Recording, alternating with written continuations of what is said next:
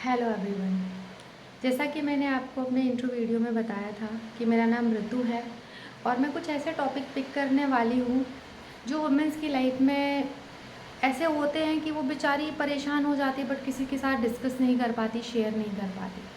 तो आज मैंने एक ऐसा टॉपिक पिक किया है, इमोशनल एब्यूज़। एक्चुअली ये टॉपिक बहुत बड़ा है, लेकिन मैं सिर्फ वुमेन से रिलेटेड ही बातों पर डिस्कस करूँगी।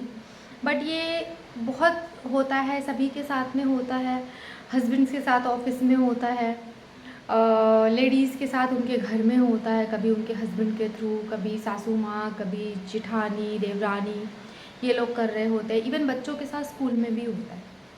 तो इमोशनल अब्यूज़ क्या होता है, इसके सिम्टम्स क्या क्या है, कैसे पता चले कि हम इमोशनल अब्यूज़ के शिकार हो रहे हैं या फिर हमारा कोई फैमिली मेम्बर इमोशनल अब्यूज़ का शिकार हो रहा है और इससे कैसे बचा जा सकता है। आज मैं इस पर बात करूँगी और मैं कोशिश करूँगी कि वीडियो बहुत बड़ी ना हो, छोटे में ही आपको समझाने की कोशिश करूँगी। और अगर आपको मेरा ये वीडियो यूज़फुल लगता है और आपको लगता है कि कहीं आपके बच्चे के साथ इमोशनल अब्यूज़ तो नहीं हो रहा है, कहीं हस्बैंड के साथ तो नहीं हो रहा, कहीं मेरे साथ तो नहीं हो रहा, तो प्लीज़ आप कमेंट सेक्शन में ज़रूर बताइएगा।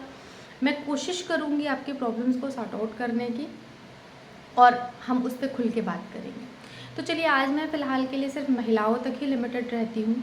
उनके साथ जो घर में होता है मैं उसी पे बात करूँगी। सबसे पहले बात करते हैं इमोशनल अब्यूज़ का मतलब क्या है। एक्चुअली इमोशनल अब्यूज़ को हिंदी में कहते हैं भावनात्मक शोषण। कभी कभी जो करता है उसको भी पता नहीं होता और जो शिकार हो रहा है उसको भी पता नहीं होता कि हम इमोशनल अब्यूज़ के शिकार हो रहे हैं।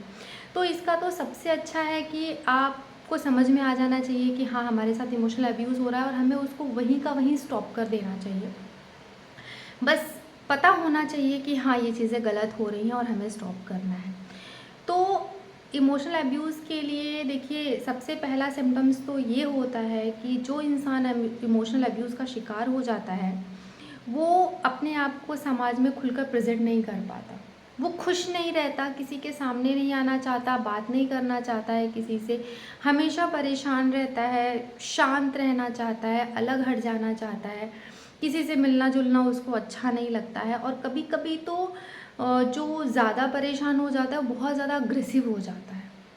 उसको आप अच्छा भी बोलोगे तो उसको आप बुरे ही लगोगे। उसको लगता है कि सारी दुनिया उसकी दुश्मन हो गई है, जिसको देखो वही उसको सलाह देता रहता है, जिसको देखो वही उसको ब्लेम आउट करता रहता है। और कभी कभी जब ये चीज़ें बढ़ जाती हैं ना, तो जो इंसान होता है वो सुसाइड तक कर लेता है। तो आपको समझ में आ रहा होगा कि कितना डेंजरस हो सकता है। तो इमोशनल अब्यूज़ पहचाने कैसे। देखिए, हमारा जो इंडियन सोसाइटी है ना, टिपिकल इंडियन सोसाइटी, इसमें हमें यही बताया जाता है कि as a woman, as a female आपको टॉलरेट करना आना चाहिए। अगर किसी ने आपको कुछ बोल दिया तो ज़रूरी नहीं है आप पलट के उसको जवाब दो, उसको आंसर करो, ये ज़रूरी नहीं है। अगर आप चुप रह जाओगे तो कोई प्रॉब्लम नहीं है, बट ये तभी तक ठीक है जब तक कि आप उस चीज़ को लेट गो कर पा रहे हो। किसी ने आपको बोला, आपने लेट गो कर दिया। लेट गो एक बहुत छोटा सा वर्ड है, बट लेट गो करना एक बहुत बड़ा टास्क है, वो सबके बस का नहीं होता है। ये सिर्फ साधु महात्मा कर सकते हैं, ये हमारे नॉर्मल इंसान के बस की बात नहीं है। बट मैं ये नहीं कहूँगी कि किसी ने आपको कुछ भी बोला और तुरंत आप चढ़ जाओ, उसको जवाब देने लग जाओ, बोलने लग जाओ, गुस्सा करो। नहीं, मेरा ऐसा मीनिंग नहीं है। मेरा कहने का सिंपल सा इतना मतलब है कि जब कोई इंसान बार बार आपको प्रेक कर रहा है, आपकी किसी कमी को देख करके बार बार आपको बोल रहा है, आपको इतना ज़्यादा परेशान कर रहा है, आप इमोशनली मेंटली बहुत इरिटेट हो रहे हो, बहुत परेशान हो रहे हो, तो वो एक रेड लाइट है बोलने का। नो, आप ये बोलो कि भाई आप जो बोल रहे हो मेरे को पसंद नहीं आ रहा है, मुझे अच्छा नहीं लग रहा है, प्लीज़ आप अभी दोबारा मत बोलो इस चीज़ को, मुझे अच्छा नहीं लग रहा, मैं टॉलरेट नहीं कर पा रही हूँ। चाहे वो आपका हस्बैंड हो, चाहे वो आपकी फैमिली का कोई भी मेम्बर, मायके की फैमिली, ससुराल की फैमिली, फ्रेंड्स, कोई भी। अगर कोई आपको लग रहा है कि आप मेंटली उसी चीज़ को सोच रहे हो रात रात भर बैठ करके, अरे जब भी आप जा रहे हो आपको सोसाइटी के बीच में आपको ह्यूमिलिएट कर दे रहा है, आपको बोल रहा है कोई भी, आपका हस्बैंड अपने फ्रेंड्स के सामने आपका मजाक उड़ा रहा है, जब तक आप उस चीज़ को टॉलरेट कर रहे हो ठीक है, मत बोलो, रिलेशन ख़राब करना अच्छी बात नहीं होती। बट जब कोई चीज़ ज़रूरत से ज़्यादा बढ़ जाए और रिपीट होने लग जाए, तो वो टाइम होता है कि कहीं ना कहीं रेड फ्लैग दिख रहा है, उसको आपको स्टॉप का बटन दबाना ही है। मैं एक इंसिडेंट शेयर करूँगी आपके साथ। मेरी एक बहुत अच्छी फ्रेंड थी, मैं उसका नाम नहीं लूँगी यहाँ पर, अच्छी बात नहीं है किसी का नाम लेना। तो वो उसको मैंने देखा था कि बहुत शांत स्वभाव की, बहुत मतलब स्माइल के साथ हमेशा रहना। वो मेरे साथ चीज़ें खुल के शेयर करती थी, तो मुझे उसके साथ भी बैठना अच्छा लगता था। किसी को जल्दी से आंसर नहीं करना, कोई कुछ भी बोल के चला जाता था, शांत रहना। और मुझे बाद में ये भी समझ में आया कि उसका हस्बैंड उसको बहुत सप्रेस करते थे, अपनी फैमिली में थोड़ा सा सप्रेस्ड थी, वो परेशान रहती थी। तो मैंने उसको कई बार बोला भी कि देख, तुझे अगर चीज़ें इतनी ज़्यादा बुरी लगती है ना तो मन में मत दबाओ, उसको बोलो। बट वो डरती थी रिलेशन ख़राब होने से, नहीं मेरे रिलेशन स्पॉइल हो जाएंगे। तो बच्चे छोटे छोटे थे उसके। तो एक टाइम ऐसा आया कि जब उसके हस्बैंड ने जॉब छोड़ी और दूसरी जगह जॉब ज्वाइन किया, वो वहाँ पे चली गई। वहाँ जाने के बाद मैंने उसे कांटेक्ट करने की कोशिश की, बट उसने कोई रिस्पॉन्ड नहीं किया। तो मुझे लगा कि ठीक है, नई जगह है, नए फ्रेंड्स बने होंगे, सब कुछ नया नया होगा, तो क्या पता वो उसमें एडजस्ट कर गई हो। तो फिर मैंने भी उतना ज़्यादा ध्यान नहीं दिया। बट कुछ महीनों बाद मेरे पास एक न्यूज़ आती है कि उसने सुसाइड कमिट कर लिया। तो मुझे ऐसा लगा कि कहीं ना कहीं वो सप्रेशन, वो घुटन, वो टॉलरेट नहीं कर पाई।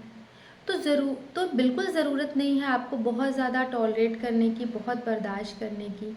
या मैं ये नहीं कहूँगी कि कोई कुछ भी कह देता है तो आप तुरंत जा कर के उससे झगड़ा कर लो, उसके साथ बहस कर लो, अपना रिलेशन ख़राब कर लो। नहीं, मैं सिर्फ इतना बोल रही हूँ कि एक टाइम होता है बोलने का कि नो, मुझे आपकी बातें अच्छी नहीं लग रही हैं या मैं मेंटली परेशान हो रही हूँ, तो प्लीज़ अभी आप स्टॉप कर दीजिए।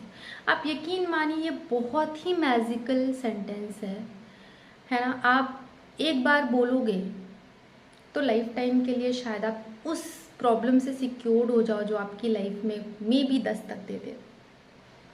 तो इमोशनल एब्यूज़ का बचने का यही तरीका है कि आपको टाइम से पता चलना चाहिए कि भाई अब ये चीज़ ख़राब लग रही है, ये चीज़ बुरी लग रही है, हमें बोल देना चाहिए। समटाइम्स आपकी फैमिली में आपकी जेठानी जो होती हैं वो आपको बार बार किसी एक की कमी को लेकर के बोलती हैं। सपोज़ मान लीजिए कि आप उतने एजुकेटेड नहीं हो जितने आपके ससुराल में फैमिली मेम्बर्स हैं, उतना एजुकेशन नहीं है आपका, तो बार बार आपको ये चीज़ का एहसास दिलाना कि that you are not well educated, वो चीज़ कहीं ना कहीं प्रिक कर जाती है दिमाग में।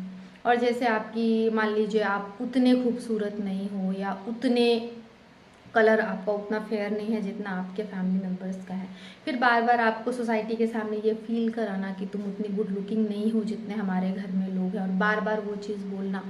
तो ये सब चीज़ें, मैं छोटी छोटी बातों के लिए बिल्कुल नहीं बोल रही हूँ। छोटी छोटी चीज़ें, देखिए जहाँ दो बर्तन होते हैं वहाँ खड़कते ही हैं, कोई बड़ी बात नहीं है उसमें। थोड़ा बहुत तो इंसान साइडलाइन कर सकता है चीज़ों को, बट लुक्स को लेकर के, एजुकेशन को लेकर के जो चीज़ें हम शायद अपनी लाइफ में इतने बिजी हो जाते हैं, पीछे छूट जाती हैं, जिसको हम कवर अप नहीं कर सकते, उस चीज़ को लेकर के बार बार किसी लेडी को प्रिक करना, ये अच्छी बात नहीं है। सामने वाला बोल के चला जाता है, उसे पता भी नहीं चलता कि हाँ, हम इसको इमोशनली कितना अफेक्ट कर रहे हैं। और जो लेडी होती है उसको लगता है कि ठीक है यार, फैमिली मेम्बर से चलो बोल दिया, इट इज़ ओके। बट वो कहीं ना कहीं आपके कॉन्शियस अनकॉन्शियस माइंड में वो चीज़ बैठ जाती है। फिर जब वो चीज़ें बार बार होती चली आती है ना, तो फिर वो प्रॉब्लम होती है। फिर या तो बहुत ज़्यादा अग्रेसिव हो जाता है इंसान, या फिर डिप्रेशन में चला जाता है, और वर्स्ट केसेस में तो सुसाइड तक कर लेते हैं। लेडीज़ स्पेशली सुसाइड कर लेती हैं, बच्चे सुसाइड कर लेते हैं। तो जो बोल रहा है उसको भी पता होना चाहिए उसका लिमिट क्या है। उसको नहीं बोलना है ऐसी चीज़ें जो सामने वाले के दिमाग में इतनी ज़्यादा असर कर जाए कि इंसान कुछ और ही सोच बैठे। और जो टॉलरेट कर रहा है उसको भी पता होना चाहिए कि भाई ये लिमिट है, अभी बस, अब मैं टॉलरेट नहीं कर सकती। Enough, enough means enough. तो सॉरी, इमोशनल अब्यूज़ का ये आज का टॉपिक था। मैंने बहुत छोटे में वीडियो बनाने की सोची थी, इसलिए मैंने बहुत छोटे में बनाया है। बट ये बच्चों के साथ स्कूल में भी होता है, ये बाहर भी होता है, बहुत लोगों के साथ होता है। अगर आपको ये वीडियो यूज़फुल लग रहा है, आपको लगता है कि हाँ, ये वीडियो को रिलेट कर रहा है हमारे फैमिली मेम्बर से, या मेरे बच्चे के साथ तो नहीं हो रहा है, मेरे हस्बैंड के साथ तो नहीं हो रहा है, या मेरे साथ तो नहीं हो रहा है, तो आप कमेंट सेक्शन में बताइए। हम ज़रूर आपकी प्रॉब्लम्स के साथ डिस्कस करेंगे और हम उसका हल निकालने की कोशिश करेंगे। फ़िलहाल के लिए मैं ये वीडियो यहीं पर ख़त्म करती हूँ। अगर आपको कुछ और जानकारी है इसके बारे में, आप कुछ और बोलना चाहते हैं तो प्लीज़ कमेंट सेक्शन में ज़रूर लिखिए और मेरे चैनल को सब्सक्राइब कीजिए। तब तक के लिए मिलते हैं नेक्स्ट वीडियो में। Thank you, bye bye.